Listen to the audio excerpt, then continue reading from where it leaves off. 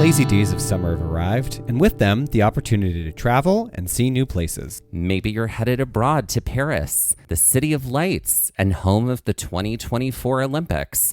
Or perhaps your journeys are taking you south of the equator to Peru for an epic hike to Machu Picchu, or to Bolivia to see the salt flats of Uyuni. Or maybe like us, you're finding your travels are closer to home on the trails of a national park, like Mount Rainier, Shenandoah, or Yosemite. From hikes to hotels to the best spots to eat, Moon Travel has you covered. From excellent first-hand experience from authors who are local to the areas they are writing about, to wonderful maps and great recommendations, Moon Travel Guides give the reader so much more than other travel guides on the market. That's right, and we are so excited that this year we are again partnering with Moon Travel. Through this partnership, through the end of 2024, our listeners can get 20% off any Moon Travel Guide when they use the code GAZE24 at checkout. That's code GAZE24, GAZE24 for 20% off any Moon Travel Guide in Moon's entire library, and you actually will not find this deal anywhere else, everybody. Head to our show notes to check it out and see Moon's entire collection of guidebooks. So ready to cross something off your travel bucket list in 2024? Have a lot of great ideas for trips, but don't know how to get started or keep your itinerary organized? Wherever your wanderings may take you or inspire you to go, Moon Travel Guides have you covered. Head to moon.com and use code GAZE24 at checkout to open up the world of possibilities for your next trip. Moon Travel, let your heart be your compass, let Moon be your guide. Hello and welcome to Gaze at the National Parks, the podcast. I'm Dusty. And I'm Mike, and welcome to our Season 6 Summit. If you are new to the podcast, our Summit episodes are how we wrap up our seasons here at Gaze at the National Parks, the podcast. It's our way of looking at each of the parks from that season through 4 different lenses. Well, in each of our main stage episodes, we get a chance to talk about hikes in a national park. We don't often get to encompass a larger view of the park space itself. Our Summit episodes allow us to look at the parks from the season by examining the visitor experience, the history, the environment and wildlife, and on a much grander scale, the hiking and experiences within the parks. The first of our 4 summits is on visitorship. When thinking about visitorship and a visitor experience in a park, we tend to think about visitor information, signage, visitor centers, crowds, accessibility, and the areas that surround the park that might add to the experience overall. Trip planning and creating an itinerary for a national park, especially in regards to what we want our personal visitor experience to be like, is almost like a puzzle for us, as we are usually trying to figure out what we can fit in and how we might be able to do the most with the time we have. It's kind of like that game Perfection. Yeah, that game, which gave a generation anxiety.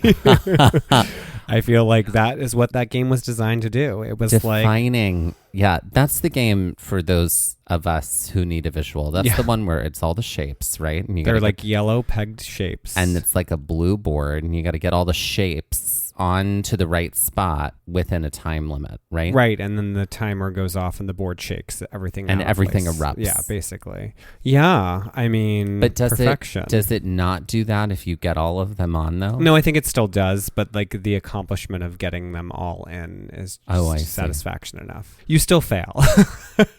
But there's still an eruption. There's the perfection. Volcanic eruption no matter what. There's no perfection, indeed. I see. Yeah. How is this like planning our park trips? Well, I feel like there's always, how do we get everything to work in the way that we want it to? Is it possible to get it in time? And if not, the Yellowstone caldera erupts and we all die. Yeah, or the Hawaii volcanoes. Exactly. Volcano erupts. Yep. And ta-da, there you go. Mauna Loa. Yeah. So to begin with, it's worth mentioning that there have been 5 sites added to the National Park Service since our Summit episode on visitorship last year. Those sites include the Emmett Till and Mamie Till Mobley National Monument in Illinois and Mississippi, the North Country National Scenic Trail, which is from Vermont to North Dakota, the New England National Scenic Trail from Massachusetts to Connecticut, the Ice Age National Scenic Trail in Wisconsin, and the Amachi National Historic Site in Colorado. The 3 trails on the list were redesignated as a national park site in 2023.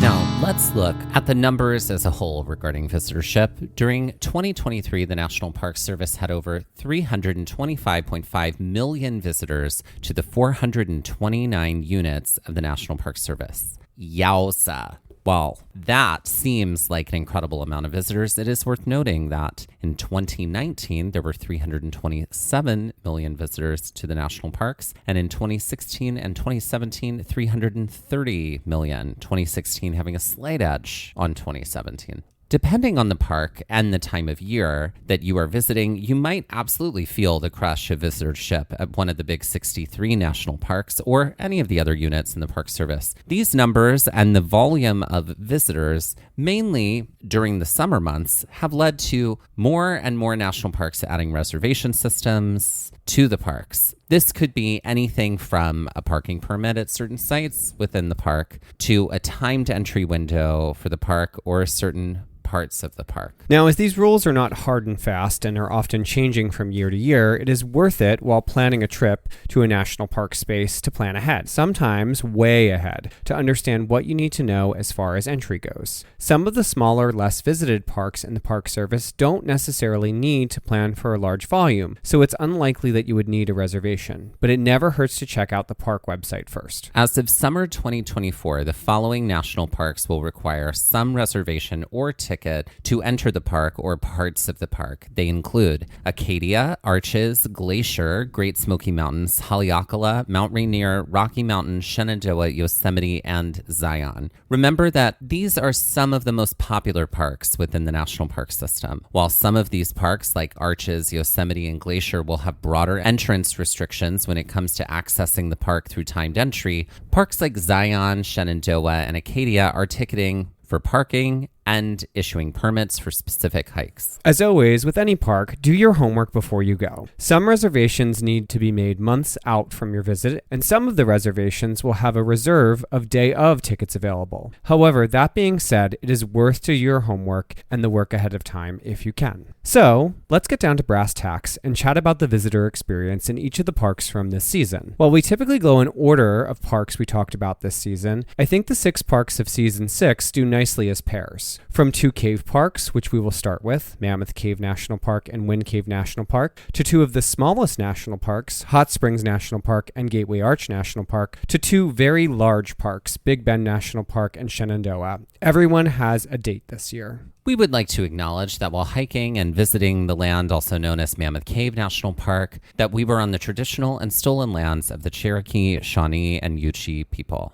Mammoth Cave is a park with an impressive resume. Established as a national park in 1941 after being authorized by Congress in 1926, the park is also distinguished in several other ways, including being discovered as the world's largest cave system in 1972, being designated as a UNESCO World Heritage Site in 1981, a UNESCO International Biosphere Reserve in 1990, and an International Dark Sky Park in 2021. The cave, to date, has a length of 426 miles. Let that sink in, because that is some incredible information. Hence the name, Mammoth Cave. When visiting Mammoth Cave, most people will assume that the name itself comes from the gigantic cathedral arched chambers of the initial cave past the natural entrance, but it is the length of the cave which is truly mammoth. The park, which is regarded for its underground features, does have over 80 miles of above-ground trail and access to the Green and Nolan rivers. Along with exploring the cave system through a series of ranger-led tours, visitors are just as likely to take a hike, kayak, or canoe on the river, bike, horseback ride, fish, or stargaze. In 2023, the park saw 654,450 visitors.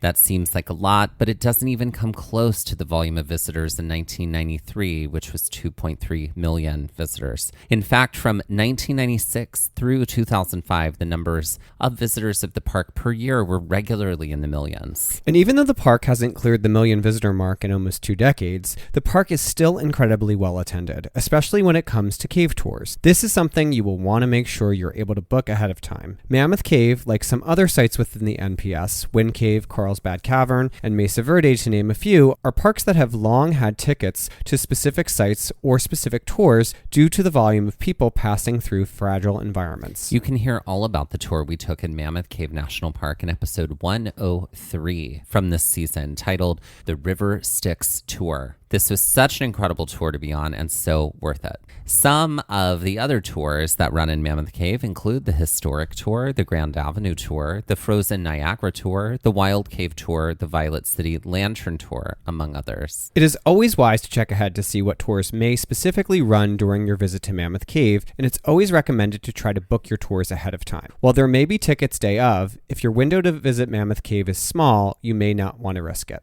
Let's talk a little bit about the visitor center experience. Now, when we were visiting, it was the summer of 2021, and we were still running under many COVID travel protocols, which meant masking in most places. But this is a very big visitor center with a main kiosk area that is focused on ticketing and being able to talk to rangers. It definitely has a newer visitor center with a really great exhibit space on caves and caving, which we had a lot of time to explore. A definite recommendation. This is the only visitor center within the park, and it is a great hub to jump off from to get information before going into the caves on a tour. It's also a quick walk to the natural entrance from here. One of the things we unfortunately didn't have time for because of the issues with the ferry and a very out-of-the-way circumnavigation of the park was hiking within the park. The park is essentially bisected by the Green River, with much of the caving experience south of the river and most, if not all, of the hiking experience north of the river. That being said, much of the grandeur within the park is found exploring the caves. Like many parks, accessible experiences exist within the parks for individuals with mobility issues,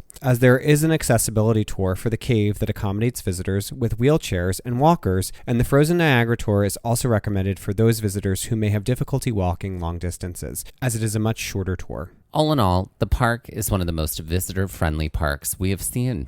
The park really seems to have visitorship under control since so much of the experience is grounded in accessing the cave. It is definitely a park that knows what it's doing.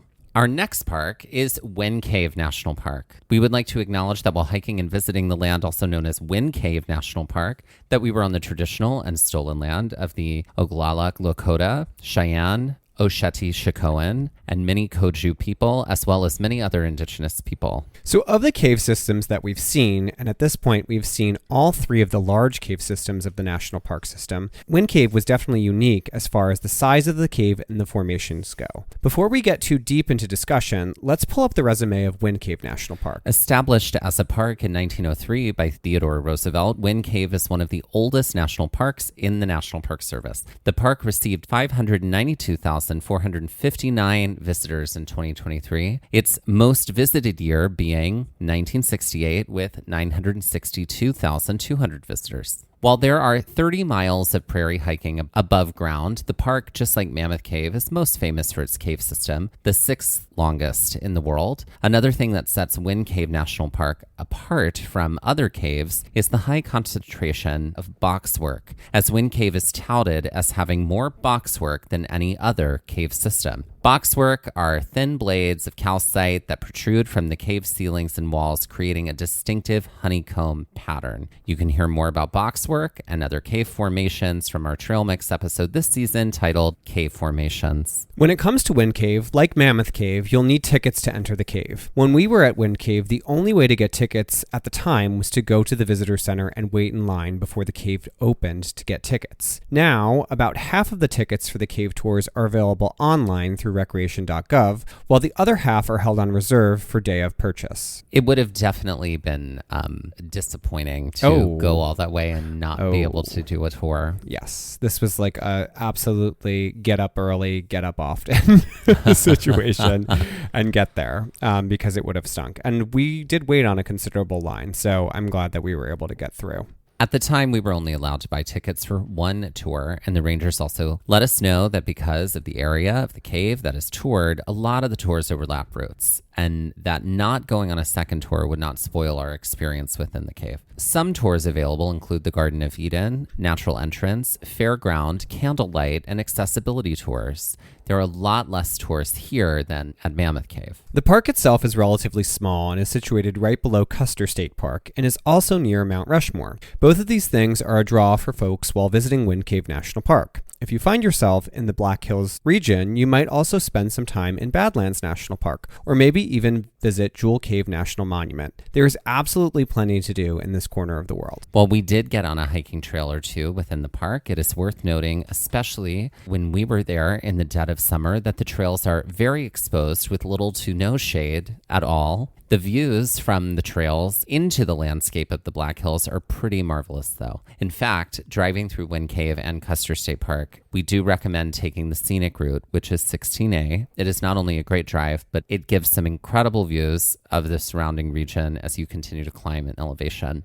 When it comes to park signage and trail markers, we found the trails to be easy to find and follow. While there weren't blazes on the Rankin Ridge or Prairie Vista Trail, two of the easier trails that we hiked within the park, these trails were well maintained and easy to follow. The cave itself was a tighter fit than we experienced in Mammoth Cave and Carlsbad Cavern, that's soon to come, but it was for the most part well paved and well lit. There was a decent amount of elevation to gain and lose, either through sloped walkways or stairs, so it may not be that some of the longer cave tours are accessible or even appropriate for everyone. The park does have accessible tours for those individuals who may have mobility issues, and these can be booked by calling ahead of time. As far as trails to hike, those with mobility issues or who may need a stroller or wheelchair would find the easiest trail to experience the Natural Entrance Trail, which is a paved area behind the visitor center. While the park itself was bustling, much of the crowd centered around the visitor center and the rush to get tickets. The tours will most likely be full depending on the time of year you're visiting, but as we took to the prairie trails within the park, we really didn't see many people at all.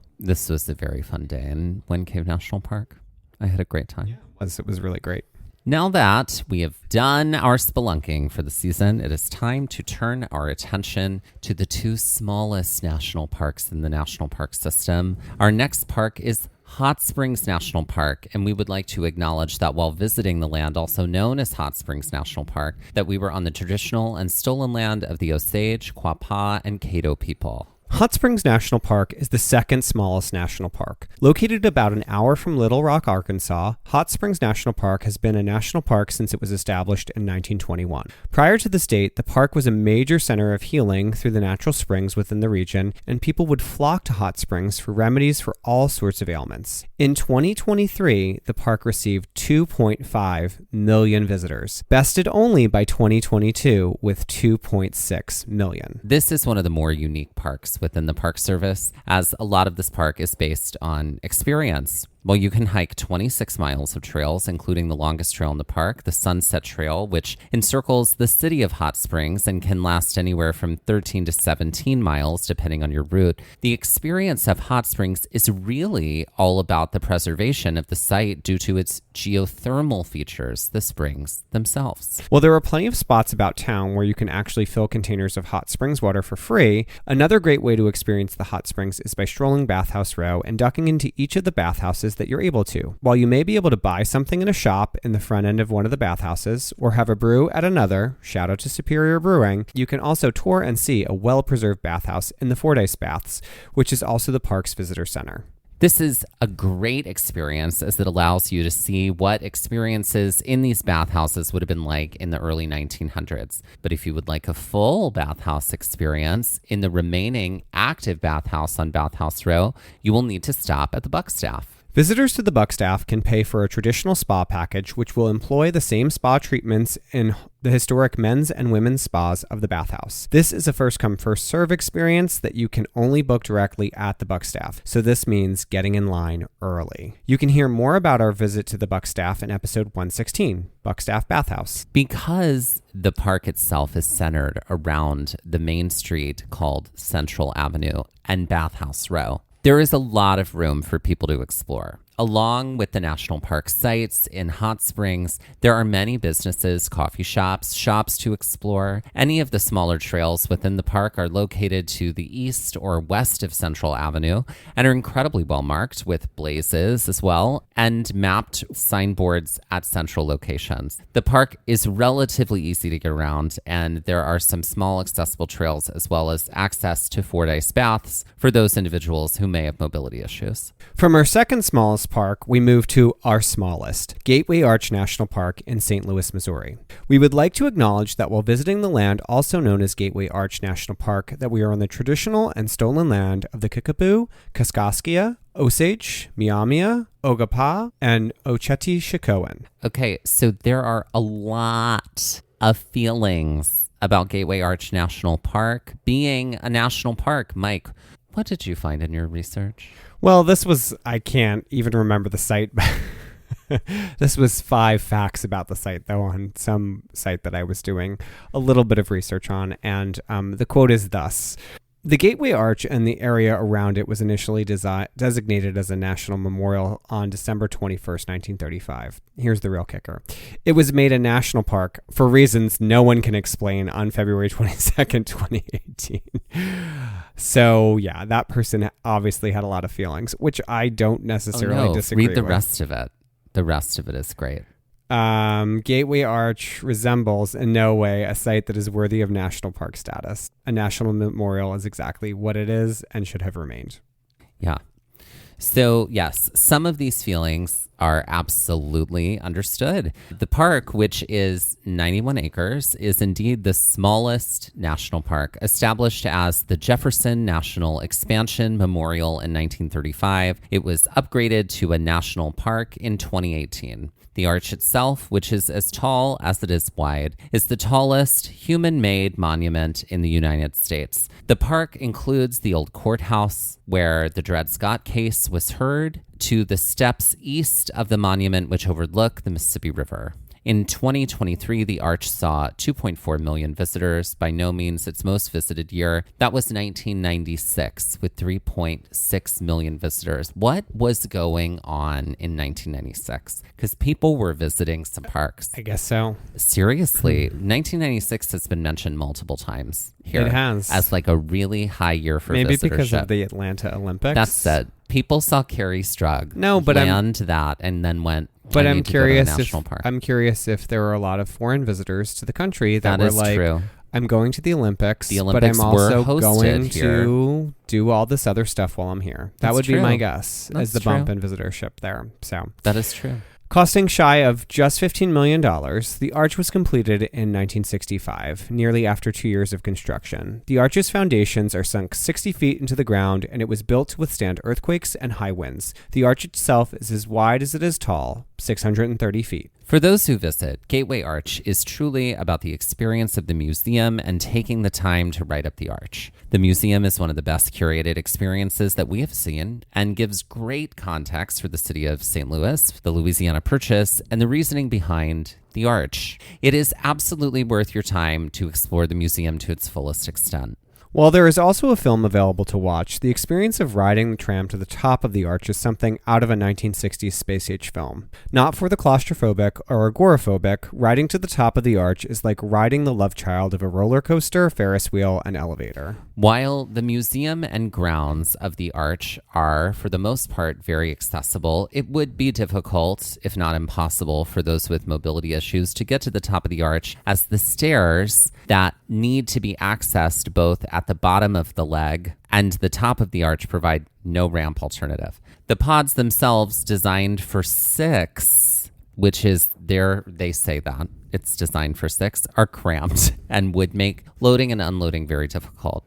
They do say it's designed for 6, but you and I were Tall people that in there could barely fit. And Located on the edge of St. Louis, there is plenty to explore outside of Gateway Arch. If you're making the trip, we definitely recommend getting tickets ahead of time, especially in the busier summer season.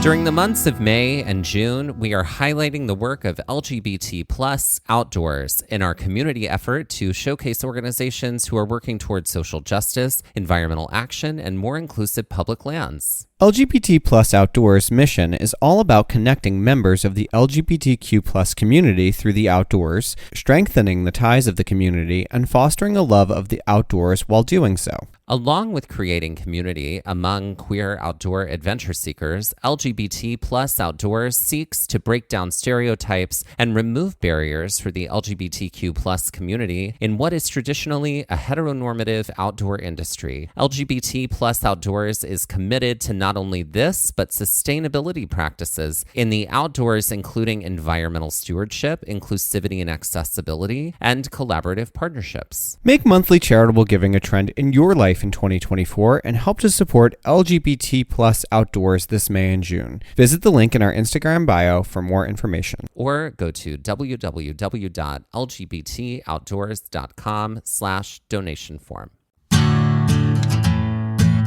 Turning away from the caves and smaller parks of the season, we are turning our attention to our hiking-heavy parks. First up, Big Bend National Park. We would like to acknowledge that while hiking and visiting the land also known as Big Bend National Park, that we were on the traditional and stolen land of the Humanos, Cahucatan, Mescalero Apache, and Chizos people. Located along 118 miles of the Rio Grande, Big Bend National Park is the only national park with a border crossing located within it. While Glacier National Park comes close, the border crossing is just to the west of the park into Canada. Originally entirely a state park, Big Bend became a national park in 1944 and was recognized as an international biosphere reserve in 1976. The park is also part of the nearly 9 million acres of land that make up the Greater Big Bend International Dark Sky Preserve, which was designated in 2022. It is the largest dark sky viewing area in the world. About 4.5 hours from El Paso and 3 hours from Midland, Texas. For as incredible as this park is, its remoteness makes it one of the least visited parks in the National Park Service. In 2023, 509,219 visitors made the visit to Big Bend. Bested by the 2 years prior to 2023 for visitorship, the most visited year for the park was in 2021 with 581,220 visitors. The park is an incredibly important biosphere for plants and animals, but specifically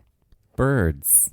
If you are a birder, this is a park for you, as over 450 avian species either live or migrate through Big Bend. It is quite literally a birder's delight. To hear more about birding in Big Bend, be sure to check out our trail mix from this season titled Birding in Big Bend. The park, with its lower attendance numbers, makes navigating, hiking, and exploring relatively easy. While you can stay at the lodge, which is located near the Chizos Basin Visitor Center, though this option will become limited through 2025 as the lodge is slated to be demolished and rebuilt, there are several campsites within the park. If you don't plan to stay within the park, you may be looking to lodge in some of the communities that border the park, like Terlingua. If you drive further out, you might spend your time in Marfa and make your way to the park from this very hip desert community daily. Just know that it's about a 1.5 hour trip one way. Once you get in the park, be prepared to drive, as the park is the 15th largest in the national park system. While there are a large majority of hikes that leave from or near to the Chizos Basin Visitor Center, there are plenty of other areas in the park to explore. If you aren't hiking through the park, driving along the park roads, including the Ross Maxwell Scenic Drive, which will take you to the Santa Elena Canyon, is a wonderful way to get the experience of this desert landscape. While the park is rugged, there are some accessible opportunities and trails within the park. All 4 visitor centers within the park, along with the Fossil Discovery exhibit, have accessibility, and some small trails, including the Panther Trail, the Window Viewing Trail, and the Rio Grande Village Nature Trail, provide more accessible experiences. While the park is not ticketed and has lower attendance than some other parks, it is worth noting that holiday weekends often see an influx of visitors to the park, and some trails and experiences have limited parking at the trailheads. So, as we always say, hike early and hike often. And also, we are not kidding about the limited parking at some of those trailheads. Yeah. Like, girl, that was some limited parking. Yeah. Like sometimes 10 parking spots. Yeah. There's a lot of parking at the Chizos Basin Visitor Center, but there's Right, also but if the lodge is being under construction, right. There's a campsite that's but also lower. there's like a lot of things happening there. Yeah, you got there's a a lot visitor of trail, center, you got a store, you got the lodge, Yeah. trailheads. There's a lot happening there. Yeah. So it is a bigger parking lot, but it will still fill up. Yes. And last but certainly not least, Shenandoah National Park is the park that we have now visited the most, with 4 visits under our belt. And while we have basically seen the park in all seasons, our 2 trips in the spring had a much more wintry feel to them. We would like to acknowledge that while visiting the land, also known as Shenandoah National Park, that we were on the traditional and stolen land of the Monohoic people. As we have visited Shenandoah previously, we could point a lot of information back to our Season 2 summits for Shenandoah, but rather than shirk our responsibility here, we offer some context and most likely an update of where we were in Season 2. The park was first established in 1935 and later dedicated as a national park in 1936. The park has over 236 miles of roads, 105 of those miles being Skyline Drive, which runs the spine of the park. Shenandoah has 516 miles of hiking trails, including 200 miles of designated horse trails and 101 miles of the Appalachian Trail. It includes 4 entrance stations, of which we have gone through the Front Royal and Thornton Gap entrance. There are 2 visitor centers, Dickey Ridge and Bird, both of which we have been to as well. These visitor centers are closest to the 2 northernmost entrance stations. There is an incredible variety of things to do within Shenandoah National Park, but most people come to hike within the park or to drive Skyline Drive. One of the most popular hikes within the park, Old Rag, is now operating under a reservation system as the sheer volume of hikers have overwhelmed the surrounding communities and roadways. The park has so many gateway communities, is close to both the University of Virginia and James Madison University, and not that far from Washington, D.C. It is a park that is both incredibly popular and accessible by local communities. In 2023, it had over 1.5 million visitors, nowhere near its most visited year of 1977, when more than 2.7 million visitors descended on the park. The trails within the park are well marked and accessible with blazes, as well as the park's signature obelisks, which have trail information embossed in metal, which wrap around the top of the column. While the park is dog-friendly, specific hikes do have restrictions. As always, be sure to check before you head out. Phew, that was a lot.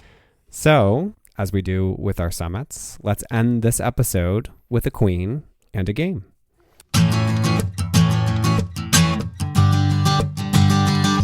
Ladies and gentlemen, please welcome to the stage, Anna Mary Way. On a merry way. Anna Mary Way. Yeah. Okay. She's got a Heidi vibe to me. Who is Anna Mary? She has like a Heidi, like in the hills. And the hills are alive. With the braids. With the braids of music. With the braids of music. I do like that. She also has a Julie Andrews and Sound of Music vibe. Absolutely. Got it. Maria. Mm-hmm. She is, like, it is that feel. Like, I have confidence in sunshine. Like, Got it. It's that. I do. With her guitar. And then she takes it out and sings some Joni Mitchell. See. Okay, great. The big man won't give peace a chance. The cobblestone. I feel like she needs like a bit to undercut all of this. I feel like there needs to be like another side to her or something like that. On a merry way. I feel like she, I don't know, maybe her story is that she begins like she's like Heidi in the hills. And then so there's narrative here. Yeah, there's narrative. And then maybe by the end of the number, she's like transformed into something else. I don't know what she's transformed into, though. Yeah. What would be the opposite of Heidi in the hills? I feel like it would be Elvira. Okay, great. Queen of the Night. Great. I like that. I feel like dark. It would be like Joan Jett. Like it would go from like really light and like flower childy to like a hard rocker. Joan Jett, see. You know, I like that. I like that, and I feel like she always starts the same, but where she goes is different. Yeah, absolutely. Because she's on her merry way. She is on her merry way. Yeah, I feel like her merch would change depending on what she becomes. Yeah, or where she's going next. Or where she's going. That's like true. She might be like, catch me in the Twin Cities, and then I don't know what you'd give. I'm really why I said going the Twin for Cities. It here. But like, what if like she always started the same way, but she's going somewhere like Transylvania, and therefore like her look she transforms into a vampire. Oh, okay. So she becomes a person of the place she's going. Sure. Right. Okay. I like that. Yeah. She's a transformative queen. I like it. Right. Great. What does she sing? I guess she's going to sing Confidence. Sure. But it's going to change into whatever she's. I love rock and roll. Yeah. That's it. There we go. Great. So ladies and gentlemen, please welcome to the stage, Anna Mary Way. All right, let's end this summit on visitorship with a game. Great. So since I started to talk about doing some research ahead of time when it comes to planning your visit, we're going to play a little game to help kind of like wrap up our episode on visitorship. And it's called Park Connection. I'm going to feed you a list of 4 things that relate to each of the 6 national parks from this season: Mammoth Cave, Big Bend, Wind Cave, Gateway Arch, Shenandoah, and Hot Spring. And you'll have to associate the park. So it's just like Connections that you and I both play on the New York Times app. Rather than matching the 4 things, you have to tell me how they connect. Okay, I got it. Which is sometimes the most aggravating part of that game. Ain't it though? So, are you ready? I'm ready. Okay. So, for 100, Scott, Lewis, Livingston, Jefferson. So all of these are names of planets, except the 4th letter is changed. Yeah, that's it. That's how Connections on New York Times works. Mm-hmm. No, this is Gateway Arch National Park because of the Dred Scott case. St. Louis, Missouri. Not the way I was spelling Lewis. Can you give me another Lewis that might be associated with Gateway Arch? Lewis Pasteur. No. I'm going to go to the other ones. Livingston is Mr. Livingston, I presume. Robert Livingston. Yeah. Who was the French foreign minister for the U.S. Correct. At the time of the Louisiana Purchase. They bought that area of land from him, essentially. And then, what was the 4th one? Jefferson. Well, Jefferson's the one that did it. Yeah. Okay, Meriwether Lewis. No, Meriwether Lewis of Lewis and Clark. Yeah. Okay. Great. For 200, Grand, Wild, Niagara, and Styx.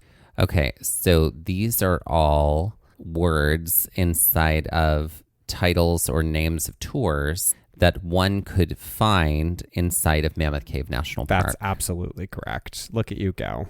Grand Avenue, Niagara. Frozen Niagara. The River Styx. And what was the other one? Wild. The Wild Cave Tour or whatever. Yeah. Okay. Great. For 300, White Oak, Rose, Cedar, Hollow. Okay, so this is Shenandoah National Park, but this is because they're all names of trails we've done.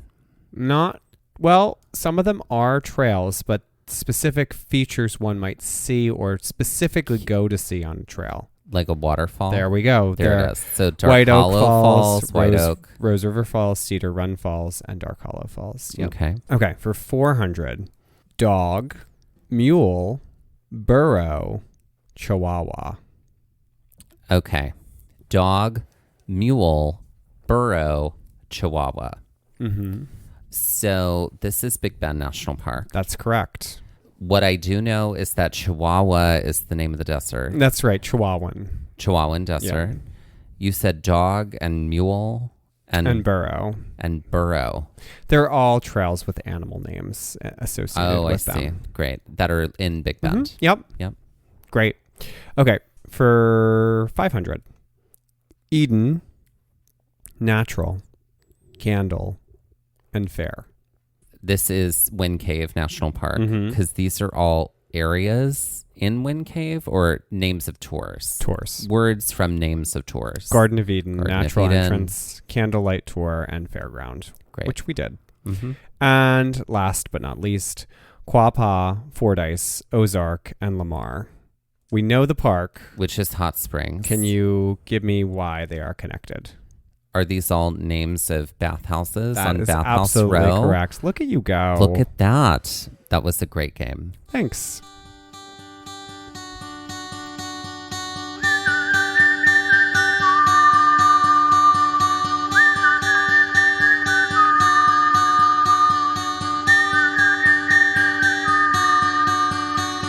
This has been Gaze at the National Parks, the podcast, and we're here to remind you to hike early and hike often and that adventure is always out there. Gaze at the National Parks was created and is hosted by us, Dustin Ballard and Michael Ryan. To see images from this episode, follow our Instagram at Gaze at the National Parks. To contact us, email us at gazeatthenationalparks@gmail.com. And to find out more about the parks visited on this show, visit our website, gazeatthenationalparks.com. And that's gaze, G-A-Z-E.